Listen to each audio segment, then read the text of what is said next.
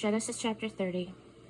When Rachel realized that she wasn't having any children for Jacob, she became jealous of her sister. She told Jacob, "Give me sons or I'll die." Jacob got angry with Rachel and said, "Am I God? Am I the one who refused you babies?" Rachel said, "Here's my maid Bilhah. Sleep with her. Let her substitute for me so I can have a child through her and build a family." So she gave him her maid Bilhah for a wife, and Jacob slept with her. Bilhah became pregnant and gave Jacob a son. Rachel said, "God took my side and vindicated me. He listened to me and gave me a son." She named him Dan, which means vindication. Rachel's maid Bilhah became pregnant again and gave Jacob a second son. Rachel said, "I've been in an all-out fight with my sister, and I've won." So she named him Naphtali, which means fight. When Leah saw that she wasn't having any more children, she gave her maid Zilpah to Jacob for a wife. Zilpah had a son for Jacob. Leah said, "How fortunate," and she named him Gad, which means lucky. When Leah's maid Zilpah had a second son for Jacob, Leah said, "A happy day. The women will congratulate me in my happiness." So she named him Asher, which means happy. One day, during the wheat harvest, Reuben found some mandrakes in the field, and he brought them home to his mother Leah. Rachel asked Leah, "Could I please have some of your son's mandrakes?" Leah said, "Wasn't it enough that you got my husband away from me, and now you also want my son's mandrakes?" Rachel said, "All right.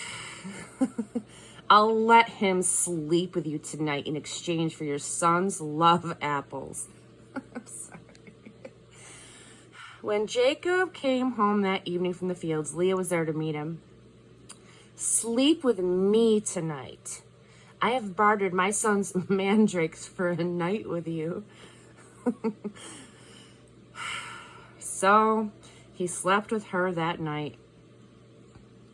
God listened to Leah, and she became pregnant and gave Jacob a fifth son. She said, "God rewarded me for giving my maid to my husband." She named him Ishkar, which means bartered.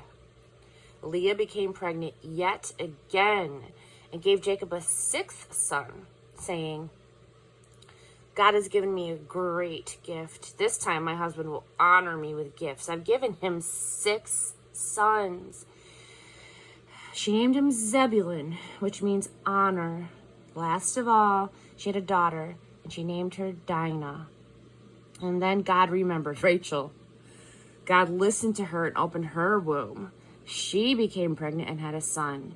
She said, "God has taken away my humiliation." She named him Joseph, which means add, praying, "May God add yet another son to me."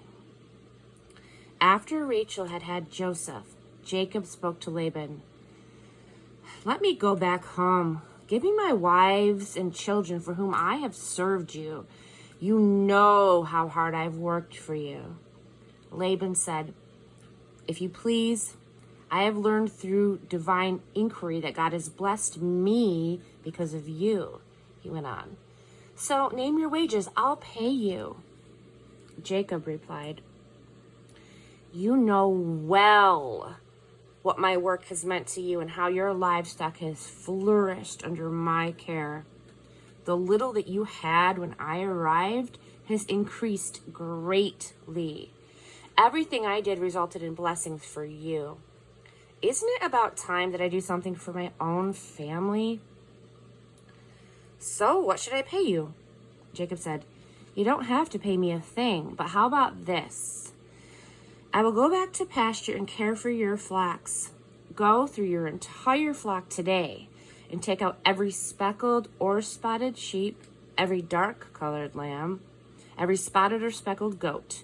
They will be my wages. That way, you can check on my honesty when you assess my wages. If you find any goat that's not speckled or spotted, or a sheep that's not black, you will know that I stole it." "Fair enough," said Laban. "It's a deal."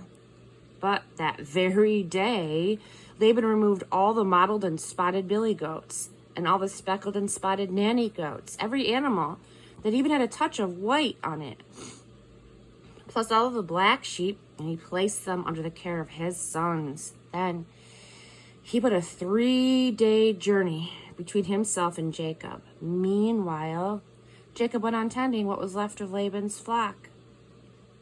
But Jacob got fresh branches from poplar, almond, and plane trees, and he peeled the bark, leaving white stripes on them. He stuck the peeled branches in front of the watering troughs where the flocks came to drink. When the flocks were in heat, they came to drink, and they mated in front of the streaked branches. Then they gave birth to young that were streaked or spotted or speckled. Jacob placed the ewes before the dark-colored animals of Laban. That way, he got distinctive flocks for himself, which he didn't mix with Laban's flocks. And when the sturdier animals were mating, Jacob placed branches at the troughs in view of the animals so that they mated in front of the branches. But he wouldn't set up the branches before the feebler animals. That way, the feeble animals went to Laban and the sturdy ones to Jacob. The man got richer and richer, acquiring huge flocks, lots and lots of servants, not to mention camels and donkeys.